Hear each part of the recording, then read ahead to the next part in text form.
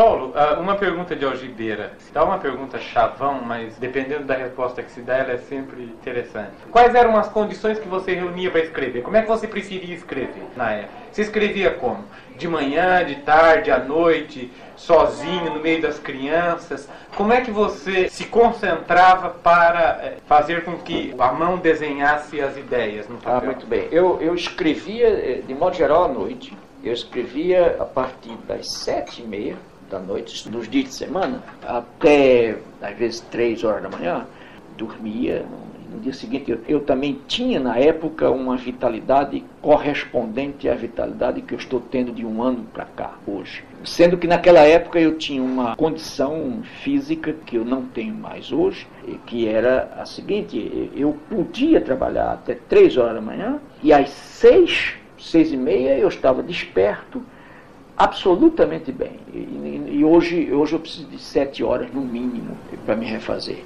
Agora, nos dias de sábado, por exemplo, e nos dias de domingo, quando eu não tinha um almoço, ora indo com Elza e as crianças, os jovens filhos na época, à casa de alguém, ora vindo alguém à nossa casa. E era quase comum que a gente sempre tivesse, nos sábados e nos domingos, alguém almoçando conosco, ou a gente indo almoçar. Nesse caso, então, eu trabalhava à noite de novo, mas havia sábados que eram mais meus, por exemplo, por coincidência até. Então eu trabalhava também, eu escrevia. Chegou até o momento em que um dia os 2 filhos homens, que eram crianças, vieram a mim no meu quartinho de trabalho e me disseram que queriam conversar comigo. E eu disse, pois não, e vamos conversar. E eles me disseram: papai, olha, a gente quer conversar com você porque está havendo alguma coisa errada, sabe, aqui em casa. E eu disse, muito bem, então me digam o que é. E eles disseram, o problema é o seguinte, é que você trabalha todo dia, e a gente vai para a escola todo dia. Quando chega sábado e domingo, ou você vai com a mamãe, e a gente vai ou não vai, à casa de alguém para almoçar, ou vem alguém na casa da gente para almoçar. O fato, então, é o seguinte, é que nós não estamos conversando com você. E isso está errado. E eu disse, olha, eu concordo inteiramente, esse negócio está errado. E eu perguntei que proposta eles faziam. E eles, então, propuseram um plano de trabalho que eu cumpri à risca.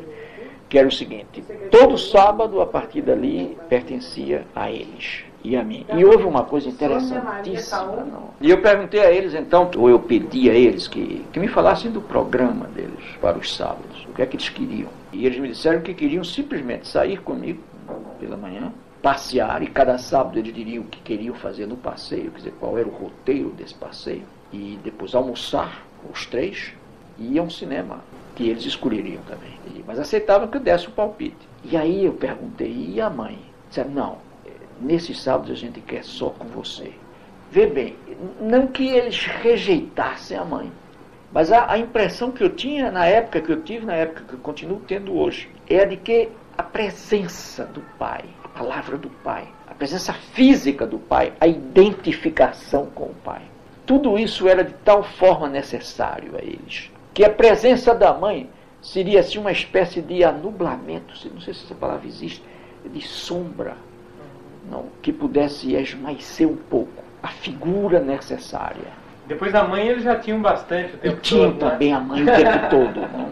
E a partir daí começamos. Eu me lembro de que numa dessas primeiras saídas, tomamos o ônibus em Apoquindo e descemos na Praça da Moneda, Praça de la Moneda. E me lembro que havia uma livraria na esquina do ônibus, que até me conheciam já na livraria. E eles me disseram que queriam entrar na livraria. E na época um deles estava interessado em questões de história chilena. E na entrada da livraria, pararam assim na porta e um deles me perguntou, pai, era a primeira vez que eles entravam realmente numa livraria grande. E um deles me parou e me disse, pai, e o que é que a gente faz numa livraria para comprar um livro? Eu disse, olha, há diferentes maneiras de a gente procurar um livro que a gente quer.